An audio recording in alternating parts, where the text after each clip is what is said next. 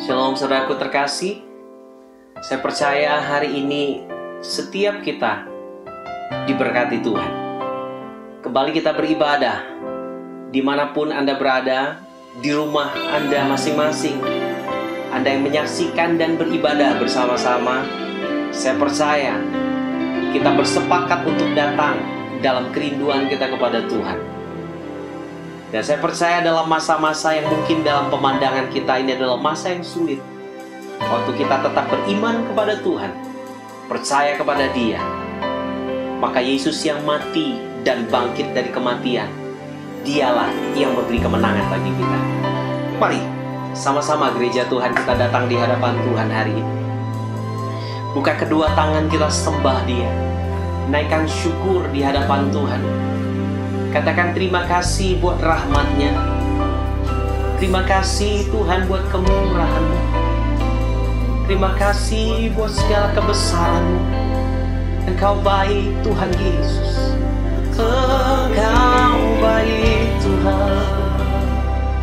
Engkau baik. Terima kasih Yesus. Haleluya, haleluya. Dalam percaya kami Tuhan, dalam iman kami, inilah pujian, inilah sembah kami. Dan kami terus mengalami Engkau Allah yang hidup dalam kehidupan kami.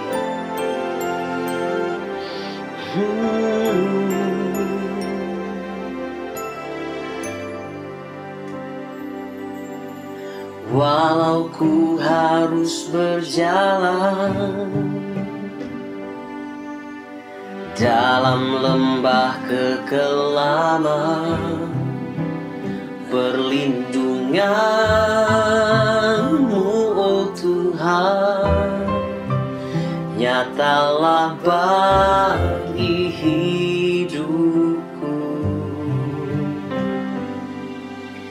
Tiada pernah sedetik pun, tiada pernah Kau tinggalkan. Sungguh mulia dan sempurna, hanya Kau layak disembah.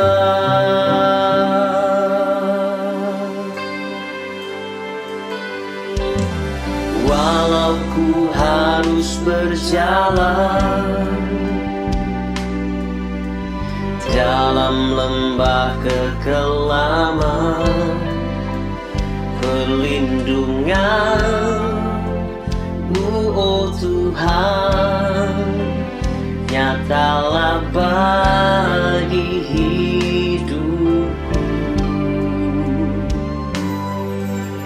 Tiada pernah sedetik pun, tiada pernah Kau tinggalkan. Sungguh mulia dan sempurna, hanya Kau layak disembah.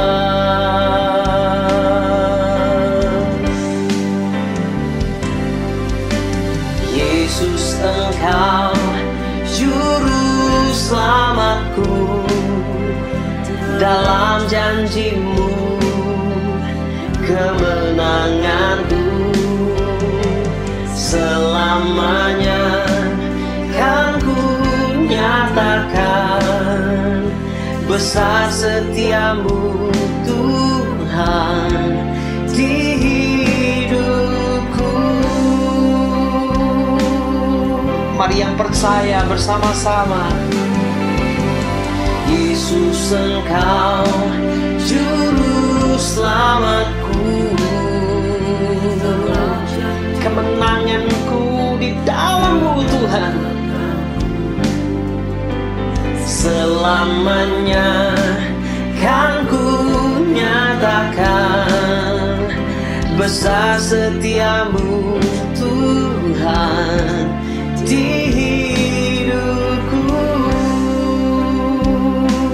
Mari angkat tangan sembah Dia bersama-sama, saudara.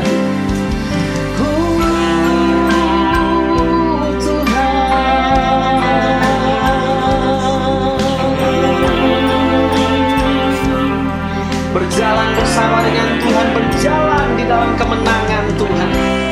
Engkau Allah yang menguatkan kami, membawa kami semakin melekat dan percaya kepada Engkau Allah kami yang hidup. Kami menyembah-Mu hari ini Tuhan.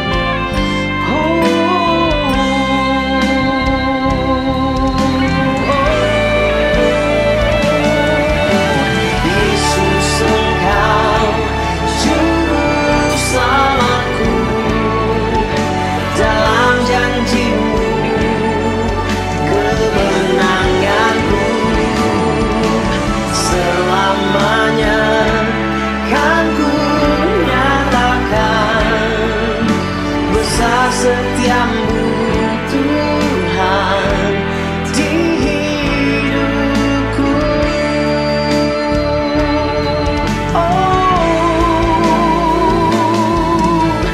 Yesus, Engkau Juru Selamatku, dalam janji-Mu kemenanganku selamanya kan ku nyatakan besar setiamu Tuhan di hidupku.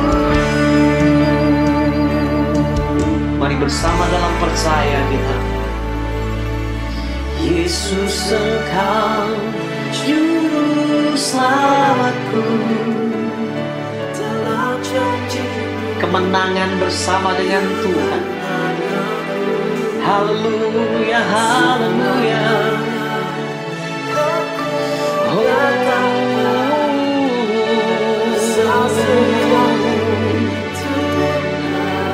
Mari mulai mengangkat tangan kita bersama sembah Dia hari ini, saudaraku. Haleluya.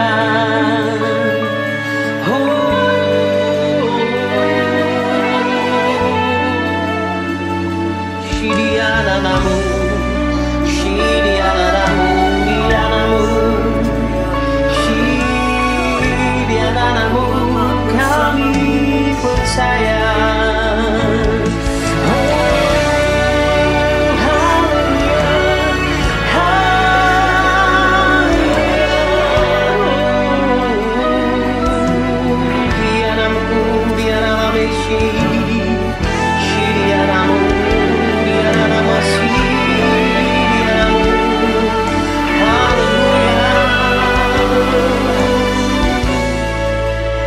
Saat badai bergelora,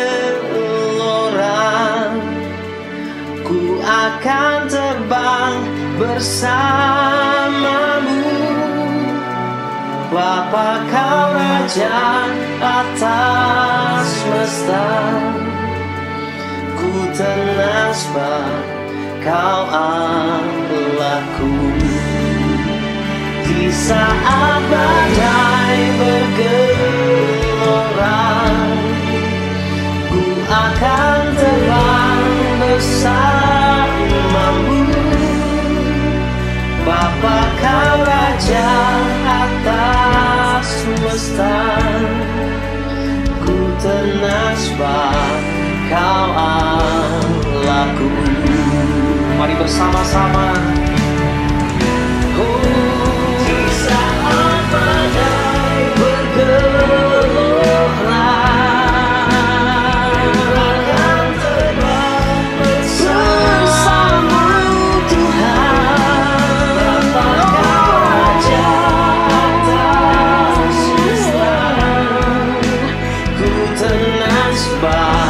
Kau Allahku, di saat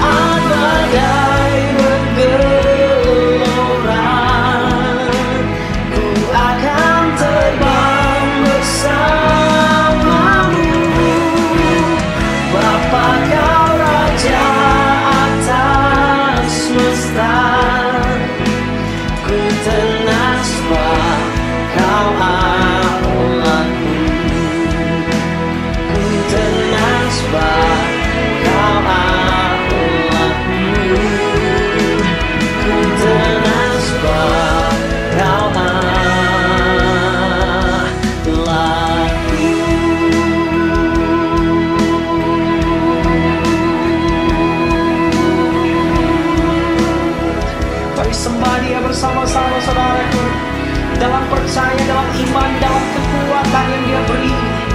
Naikkan pujian-Mu, haleluya, haleluya.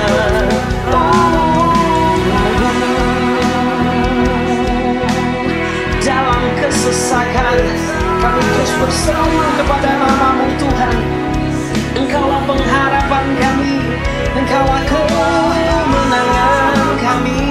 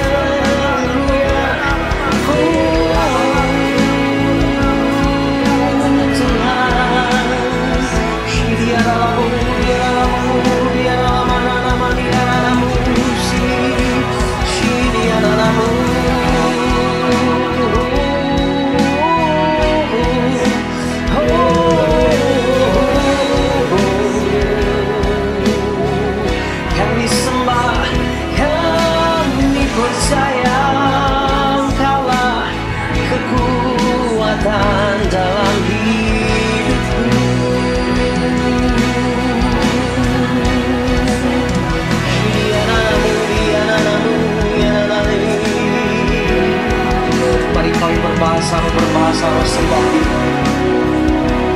Dalam percaya kami mengangkat tangan kami Tuhan, kami membuka hidup kami bagi Engkau.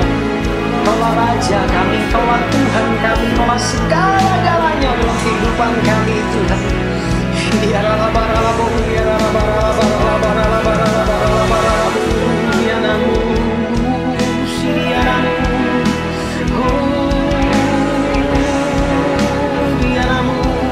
Kau menjamah setiap umat Allah, kami yang sedang beribadah bersama-sama di rumah-rumah. Kau Allah yang hampiri setiap kami, Kau menjamah setiap kami, memberi kemenangan, kekuatan kami. Bersyukur Tuhan Yesus, bersyukur Tuhan Yesus. Terima kasih Tuhan. Ada kemenangan hari ini, ada kehidupan hari ini, ada iman yang terus dibangkitkan hari ini, ada percaya dan pengharapan hari ini di dalam Engkau Tuhan. Oh, yang ada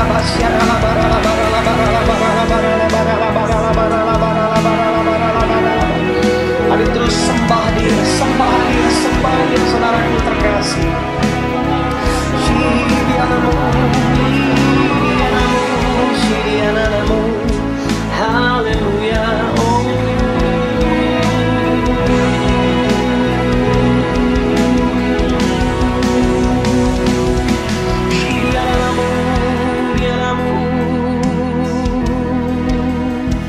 Haleluya.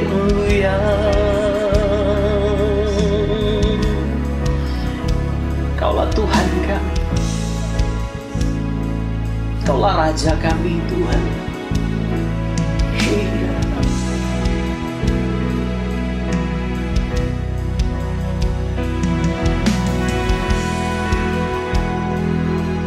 Tuhan yang kami sembah, Engkaulah Tuhan yang kami tinggikan. Haleluya. Oh,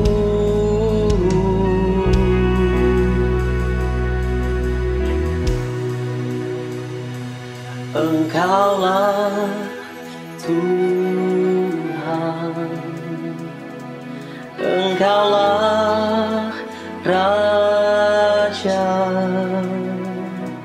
berdaulat atas hidupku, ku berserah penuh.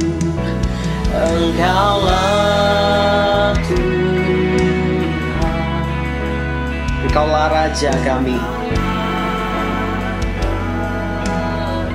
Amin Tuhan, amin.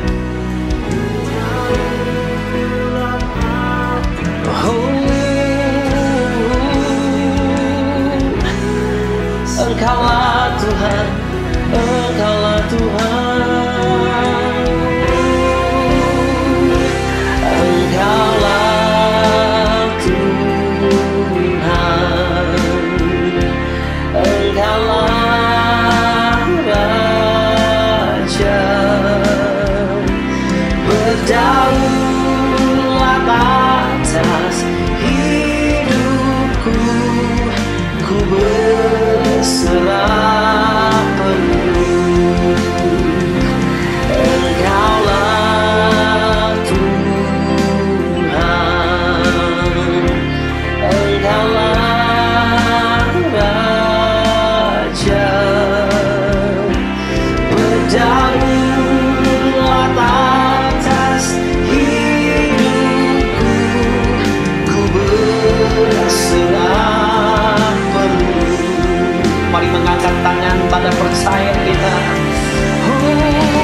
Engkaulah Tuhan, Engkaulah Raja. Berdaulat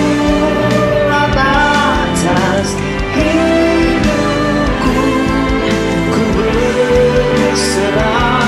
Dengan segenap hati katakan, Engkaulah Tuhan kami. Engkaulah Raja kami.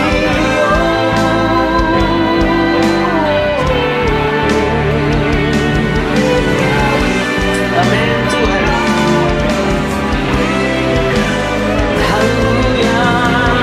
Engkaulah Tuhan, Engkaulah Tuhan, Engkaulah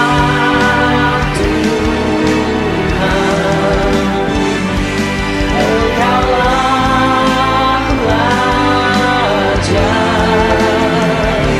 Berdaulat atas hidupku, ku berserah penuh. Berdaulat atas hidupku, ku berserah penuh. Berdaulat atas hidupku, ku berserah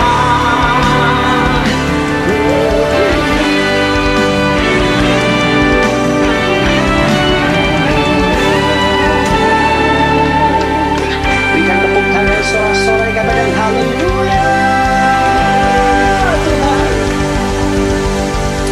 Haleluya, haleluya. Terpuji namamu Tuhan, kekal selama-lamanya. Haleluya. Amin.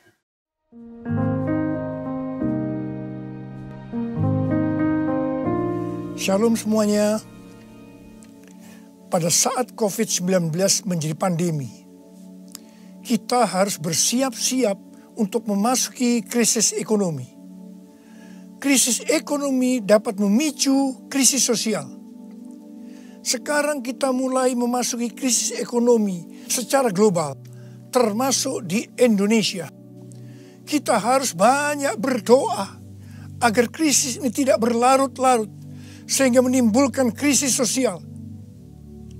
Pada tanggal 17 April 2020, SMRC, yaitu Saiful Mujani Research and Consulting, merilis survei yang dia dapatkan. Survei menunjukkan bahwa 67% rakyat Indonesia mengatakan kondisi ekonominya semakin memburuk sejak pandemi COVID-19. Sebanyak 24% mengatakan kondisi ekonominya tidak mengalami perubahan. Dan hanya 5% mengatakan kondisi ekonominya lebih baik. Mayoritas masyarakat Indonesia, yaitu sekitar 77%, menganggap COVID-19 mengancam pemasukan atau penghasilan mereka. Survei juga menyebutkan bahwa sekitar 25% warga atau 50 juta warga dewasa sudah tidak bisa memenuhi kebutuhan pokok tanpa pinjaman. 15% warga mengatakan bahwa tabungan mereka hanya cukup untuk beberapa minggu. Sedang 15% lainnya warga mengatakan bahwa tabungan yang dimiliki hanya cukup untuk 1 minggu. Melalui hasil survei ini, kita bisa melihat bahwa kondisi ekonomi rakyat Indonesia dalam keadaan tidak baik. Sekali lagi kita harus banyak berdoa tentang hal ini. Dalam doa ini kita harus berkata, pertolongan kita adalah dalam nama Tuhan yang menjadikan langit dan bumi. Dalam nama Tuhan Yesus Kristus. Yesuslah kuatku, Yesus penolongku, kepadamu ku berseru.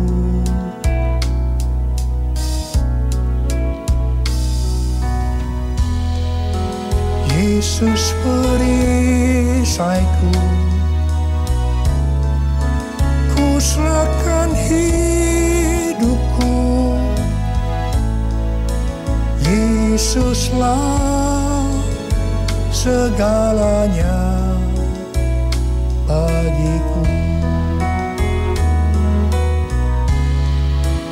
Yesuslah segalanya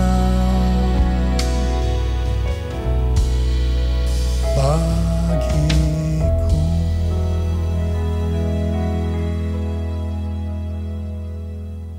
Setelah Tuhan Yesus bangkit, sebelum kenaikannya ke sorga, Tuhan Yesus mengunjungi murid-muridnya yang sedang mencari ikan di Danau Galilea.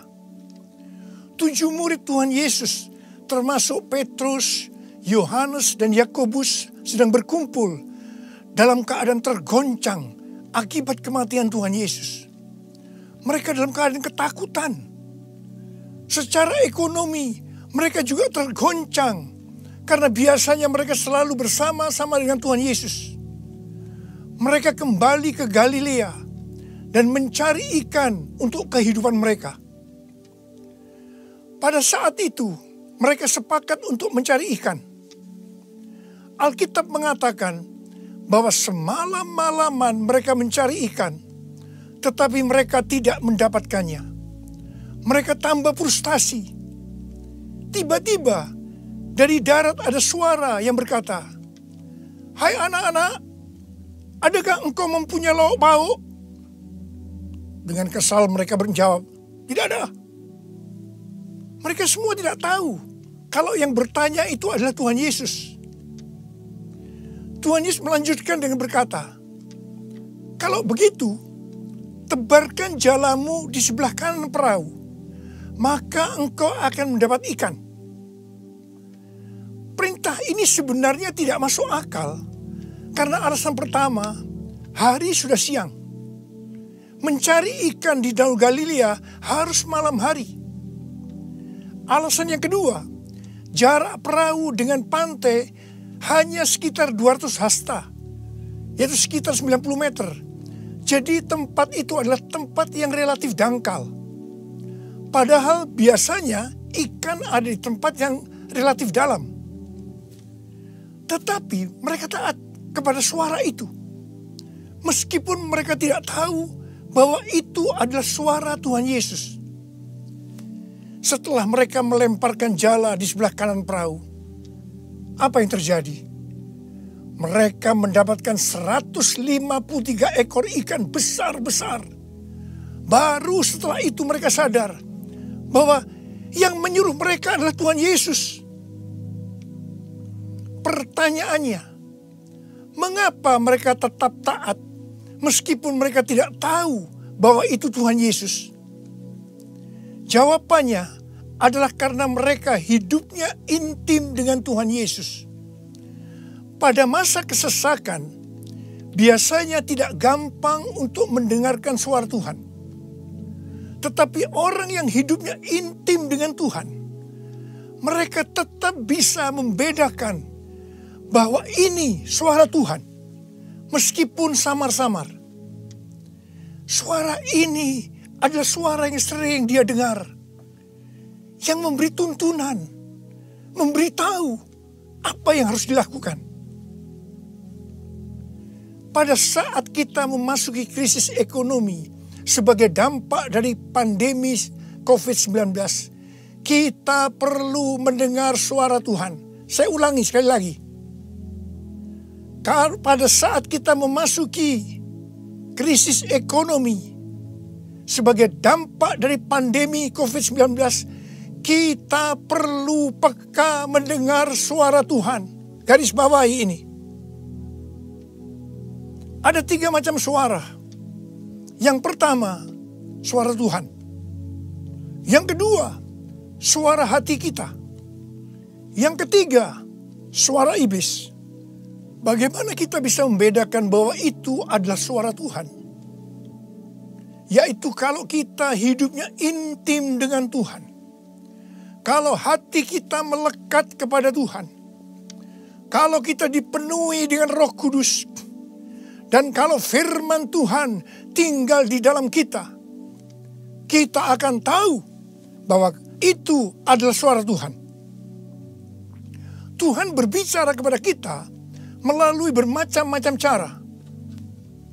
Bisa secara audible, bisa melalui firman Tuhan, bisa melalui nubuatan, bisa melalui penglihatan, bisa melalui mimpi, bisa melalui peristiwa-peristiwa yang terjadi, baik secara umum maupun yang ada di sekeliling kita, dan lain-lainnya. Bagaimana kita bisa mengenali suara Tuhan? Sekali lagi saya katakan bahwa kita akan tahu kalau itu suara Tuhan, kalau hidup kita intim dengan Tuhan. Kalau hati kita melekat kepada Tuhan, kalau hidup kita dipenuhi Roh Kudus, dan kalau firman Tuhan tinggal di dalam kita. Tuhan Yesus sangat menekankan kehidupan orang percaya yang dipimpin oleh Roh Kudus. Ini merupakan kunci kemenangan dalam kehidupan orang percaya. Sebelum Tuhan Yesus naik ke sorga, Dia memberikan pesan terakhir kepada murid-muridnya dalam Kisah Para Rasul 1 ayat 8. Tetapi kamu akan menerima kuasa kalau Roh Kudus turun ke atas kamu. Dan kamu akan menjadi saksiku di Yerusalem dan di seluruh Yudea dan Samaria dan sampai ke ujung bumi. Setelah Roh Kudus dicurahkan, mereka dipenuhi Roh Kudus. Dan dimulailah kehidupan yang dipimpin oleh Roh Kudus. Roh Kudus akan memberikan kepada kita perkataan untuk diucapkan dan kemampuan untuk melakukannya. Roh Kudus bukan hanya memimpin dalam kehidupan pribadi orang percaya, tetapi juga memimpin gerejanya. Dalam kehidupan bergereja, Tuhan menuntun melalui pemimpin rohani, yaitu gembala jemaat. Kepada para pemimpin jemaat, Roh Kudus menuntun untuk melakukan pekerjaan pelayanan dan melakukan amanat agung Tuhan Yesus. Sehingga gembala jemaat atau pemimpin rohani akan berkata, Tuhan berbicara kepada saya. Tuhan memerintahkan kepada saya. Hal yang seperti inilah yang saya lakukan selama 32 tahun dalam pelayanan saya. Setiap bulan Tuhan memberikan tuntunan. Dan kebanyakan tuntunan yang Tuhan berikan kepada saya, pada mulanya saya tidak mengerti. Tetapi saya percaya. Karena saya percaya, saya perkatakan tuntunan itu. Saya melakukan seperti apa yang Rasul Paulus lakukan. Karena aku percaya, maka aku berkata-kata. kebanyakan juga tuntunan Tuhan sepertinya tidak masuk akal. Tidak bisa dimengerti. Seperti perintah Tuhan Yesus kepada murid-muridnya untuk mendapatkan ikan tadi. Tetapi yang saya lakukan, meskipun tidak masuk akal, meskipun tidak mengerti, saya tetap melakukannya. Begitu saya melakukannya, pengertian itu dibuka. Tema yang Tuhan berikan untuk tahun 2020 adalah tahun dimensi yang baru.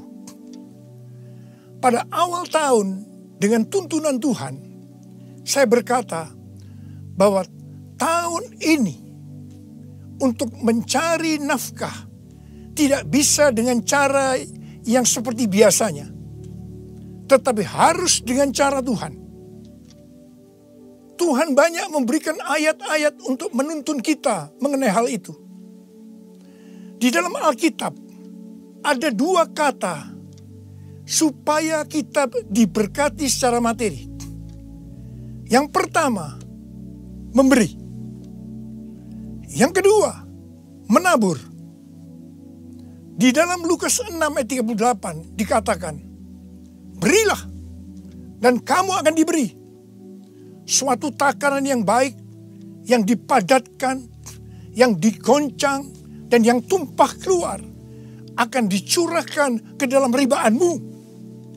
Sebab ukuran yang kau pakai untuk mengukur akan diukurkan kepadamu. Amsal 11 ayat 25 berkata, siapa banyak memberi berkat, diberi kelimpahan. Dan Amsal 19 ayat 17 berkata, siapa menaruh belas kasihan kepada orang yang lemah, memiutangi Tuhan yang akan membalas perbuatannya itu. Banyak yang mempunyai pengertian, sekali lagi saya mau katakan, banyak yang mempunyai pengertian bahwa ayat-ayat tersebut hanya diperuntukkan bagi orang yang kelebihan uang. Bukan orang yang berkekurangan.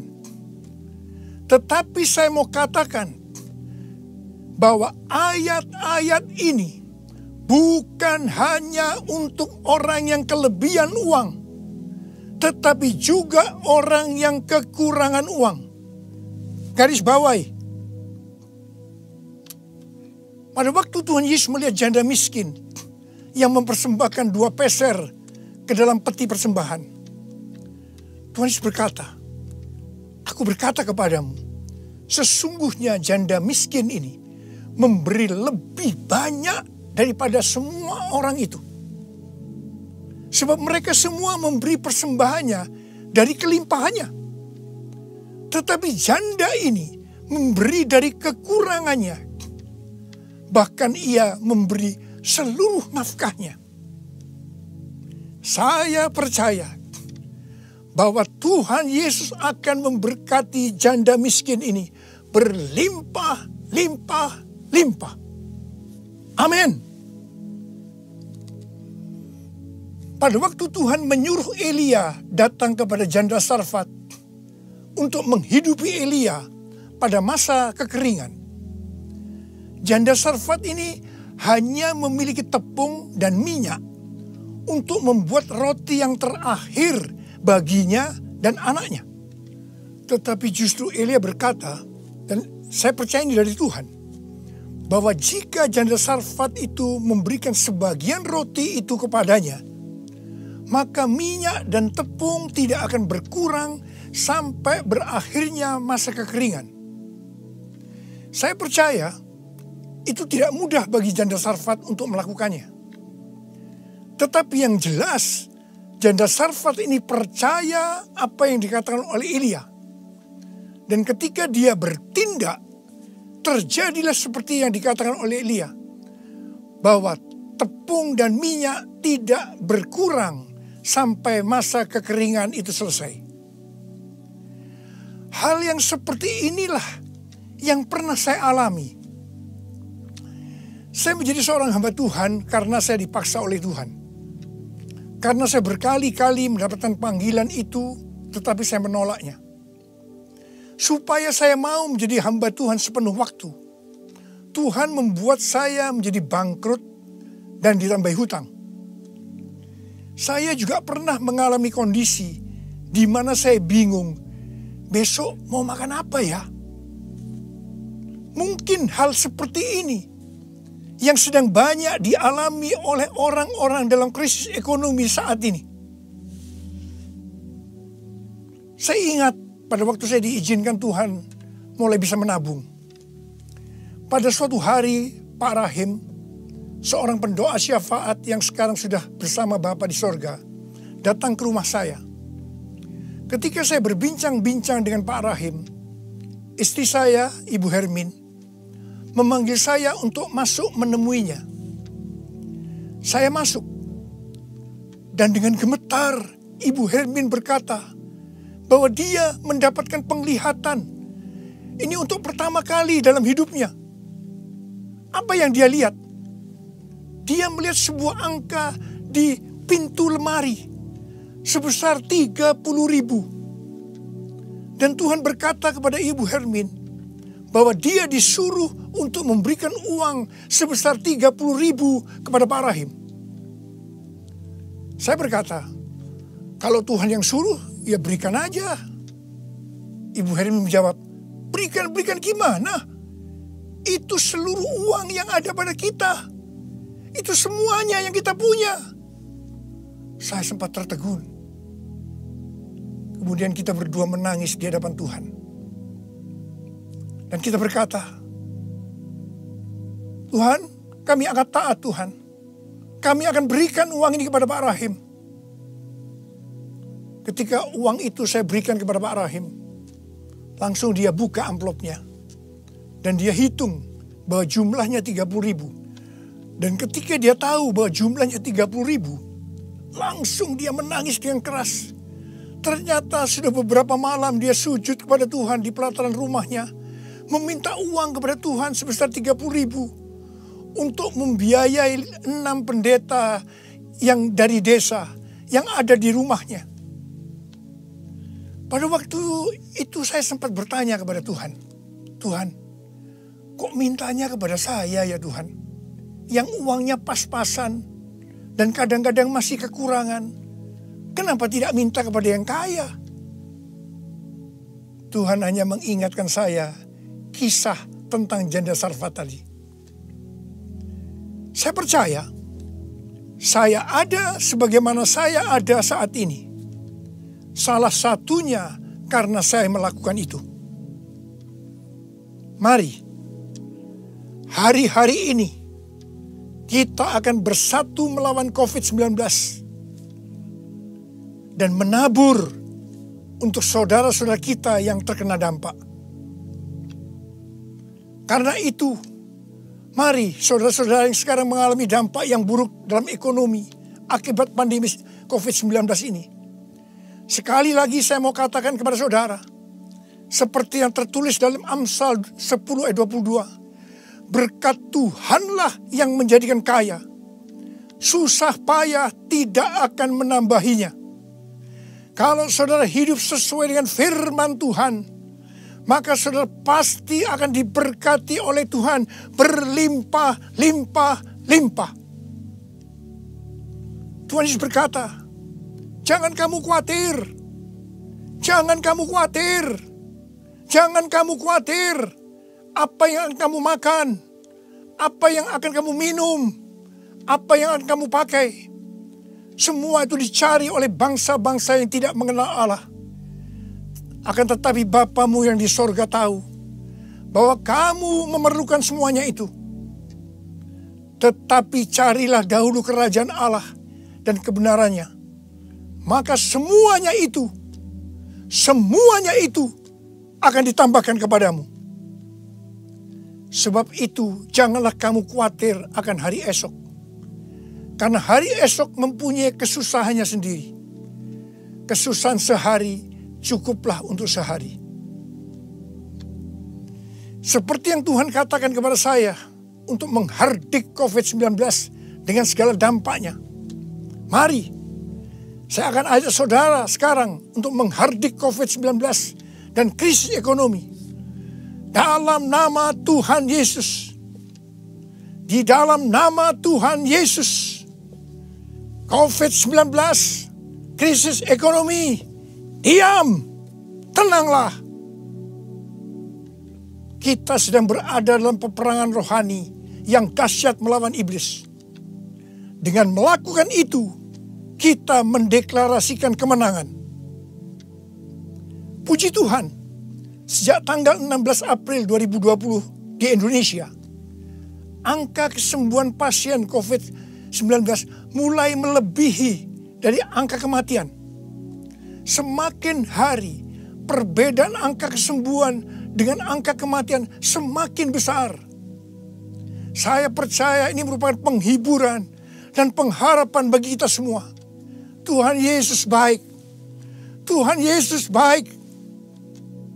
Saya mengajak saudara untuk masuk dalam puasa dari tanggal 10 April sampai dengan 28 Mei 2020. Saya mengajak saudara untuk menatap ke depan dengan berkata seperti yang terdapat dalam Roma 8 ayat 28. Aku tahu sekarang bahwa Allah turut bekerja dalam segala sesuatu, baik enak maupun tidak enak, untuk mendatangkan kebaikan bagi aku yang mengasihi Dia. Aku percaya melalui semua peristiwa ini, aku akan makin serupa dengan gambar Yesus, yang berarti aku menjadi murid Tuhan Yesus. Ingat, goal kita sebagai orang Kristen adalah untuk menjadi serupa dengan gambar Yesus, yang artinya menjadi murid Tuhan Yesus. Tugas yang Tuhan berikan kepada kita adalah untuk melakukan amanat agung Tuhan Yesus, yaitu pergi memberitakan Injil dan menjadikan semua bangsa itu menjadi murid Tuhan Yesus. Pentakosta ketiga yang merupakan pencurahan Roh Kudus yang luar biasa di zaman now akan memberikan kepada kita kuasa untuk menyelesaikan amanat agung Tuhan Yesus. Mari saya mau berdoa buat saudara. Angkat tangan saudara. Bapa, kami hanya melihat hari-hari ini krisis ekonomi sudah melanda seluruh dunia termasuk di Indonesia. Mungkin ada banyak anak-anak-Mu yang kena dampak ini Tuhan. Tapi hari ini Tuhan, Engkau memberikan kami kunci supaya kami keluar dari masalah ini. Dan kami percaya Tuhan, kalau anak-anak-Mu semua ini melakukan apa yang Kau suruh kepada kami hari ini, mereka pasti akan diberkati oleh Tuhan. Mereka akan keluar dari krisis ekonomi ini. Mereka bukan hanya cukup, tapi malah mereka akan berkelimpahan di dalam segala hal. Terima hidup berkelimpahan. Terima kelimpahan. Terima. Tuhan, hamba berdoa bagi mereka yang sakit. Sembuh dalam nama Yesus. Sembuh dalam nama Yesus. Sembuh dalam nama Yesus. Amin.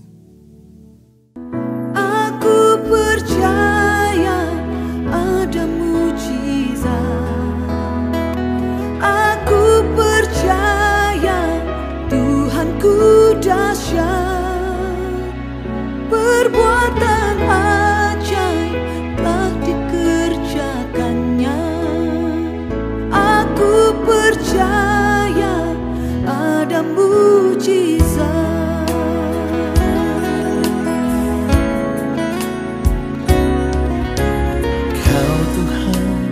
Jadi andalanku, hanya Kau Tuhan yang ku percaya. Di saat aku sudah tak mampu, hanya Yesus sanggup melakukannya. Aku percaya ada mujizat.